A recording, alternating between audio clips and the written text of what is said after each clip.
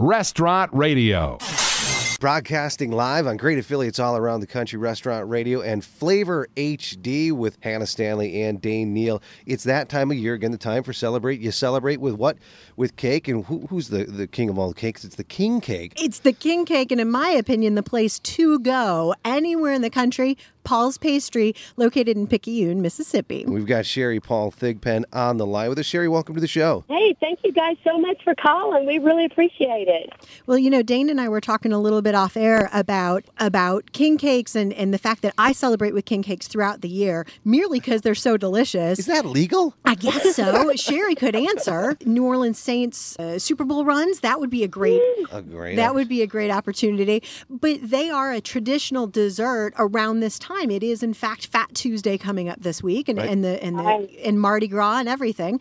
So, can you tell us, Sherry? And this is your family's bakery. You are right. Originally Sherry Paul of Paul's Pastry. Tell me a little bit about the history of the king cake. Well, first of all, the king cake's been around a very long time in Europe and different countries. Now it came to the United States, I think, in Mobile, and then of course in Louisiana. Where they celebrate Mardi Gras season, very, very big because of our location between Mobile and New Orleans here in Mississippi and the Mississippi Gulf Coast. We've just been terrifically lucky to have a little part of the Mardi Gras king cake business. We started our bakery back in 1970, and then in 1972, we began hearing about the king cakes, and we had people coming to ask us to start making the king cakes. Well, actually, Hannah, we were originally from California, and so we didn't really know the total tradition of the king cakes and the fillings of them. Well, they were just a traditional Danish dough filled with actually had cinnamon baked in the dough, and we baked a lot of different kinds of birthday cakes, lemon cakes and strawberry cakes. And so when we started making our king cakes, we made a different type of dough. It's more like a sweet dough, sweetbread dough. It's a little bit denser. And we started filling them with cream cheese, and that's still a family recipe, our cream cheese mix, and we still make that from scratch right now. And then we filled them with strawberries and blueberries and raspberry and blackberry, and right now we have the largest selection of flavors of any bakery in the nation. So we kind of started the filled king cakes back in 1972. Wow. For those people around the country that make cakes on a regular basis and think maybe they're making a king cake, is there certain criteria where it has to have this and this and this to legally be considered a king qualify. Cake? Yeah. I mean, or is it if you call it a king cake, it is a king cake? What are the rules? I think that the traditional king cake is a round or an oval shape, and we make ours an oval shape, and that it would have a baby representing the Christ child inside, hidden someplace inside the king cake, and the cakes can be filled with anything that anybody likes actually, and there are with the evolution of the king cake over these last 40 years. Like I said, it used to be just a Danish dough, and now there's a lot of different bakeries that'll make their own version of a king cake, and people in their homes can make their own version of king cakes also. We just happen to have our own version that holds our fillings inside the cakes nicely, and so when you're cutting into it, you don't really know what you're cutting into until you make that first slice, and you can see that layer of strawberry and layer of cream cheese. We don't mix the two together. You have layers of it inside your cake when you cut into it. So I think it's really any version that anybody wants to make, and of course hiding the baby inside the cake represents the person who has good luck for the next year. And then, of course, residents of Louisiana and Mississippi and Alabama also originally liked the idea of perpetuating the celebration by having the person who receives the baby continue the parties and, by continuing to have additional cakes. And so that all started on the 12th day after Christmas and continues, of course, until Fat Tuesday.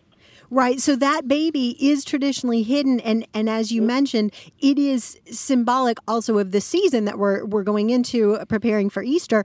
But it is now the tradition that the person who does get the baby is responsible for the next party. Gotcha. That's right. Yes, that's All right. right. I like that tradition, and I want that tradition to be spread throughout the rest of the country because I'm a big king cake fan. So passing of the fetal cake baton party. Well, now Hannah obviously isn't in New Orleans on a regular basis. She's up here in Chicago. She enjoys the king cakes. They're so identified with Mardi Gras and with New Orleans. But everybody really feels it. We've got lots of restaurants here that celebrate it. How much of your business or how much interest have you had over the last X amount of years that have been outside of the Gulf region? Oh, goodness. We ship the king cakes all over the United States and internationally, and we've shipped them to Iraq and Afghanistan to the troops over there. That's awesome. We'll make anywhere from 60 to 65,000 king cakes just this Mardi Gras season. Wow. And like I said, we ship them to all 50 states of the nation. Right now today, as a matter of fact, we've got them going to about 47 different states, and then Monday before Mardi Gras, we'll hit every state in the nation, even Alaska and Hawaii. I told you she was the person to talk to, Sherry Paul. 65,000 cakes in just this season alone. The parking lot that your car is in, is it being shadowed by a giant bakery warehouse? Well, our bakery, we've expanded. I mean, when I bought the bakery from my mom and dad, I started in it when I was 13. And that's been, 41 years ago now. And we had an 855 square foot bakery location. And I bought the business from them in 89 and built a 10,000 square foot location. And then 6 years ago, we opened our new production and retail facility. And we've got I said 10,000. Our second location was 5,000. And this location, and we've got a little over 10,000 square feet in this location. So we can ship king cakes. We also have about 38 different store locations that sell our king cakes in the Mississippi Gulf Coast and all the way up to Huntsville, Alabama. And then, of course, all the customers that come into our store, and they come in from all different states. If they're going down Interstate 59, they stop right here off the exit and pick them up a king cake. Well, and let me endorse Paul's Pastry website as well, which is at paulspastry.com. And you guys have the menu up there on the website. So if you happen to be in that area and you feel like stopping by for lunch, I saw that you had red beans and rice on Monday, and I was a little bit jealous of those people down there. Wow. We don't just make king cakes. We have beautifully decorated cakes and cookies and cannolis and all kinds of things in our bakery showcases. So anybody gets down this way, we'd love for them to stop by. We love customers. Well, and let me also explain to people, when you do ship these king cakes, the people are responsible for decorating their own, so they can really make it their own, because the sugar crystals come separately packaged, and then the glaze, you put that on yourself, so it is as fresh as possible. Wow, I did not know that. Well, we're the only bakery that does that as far as I know. We started that 3 years ago, and right now inside my production area, we've got people sitting back at tables bagging up sugars, glaze, and almonds, and we even put a plastic glove inside that's sealed up. And so when their king cakes arrive, instead of it being melted down and watery and the sugar's melted and all of that, because, of course, we are in the South and there is humidity here like today. And but when they get the king cake, they just cut the bags open. We've got direction sheet in there, and they can, if they don't want almonds, they don't have to put on almonds. They can just put the sugars.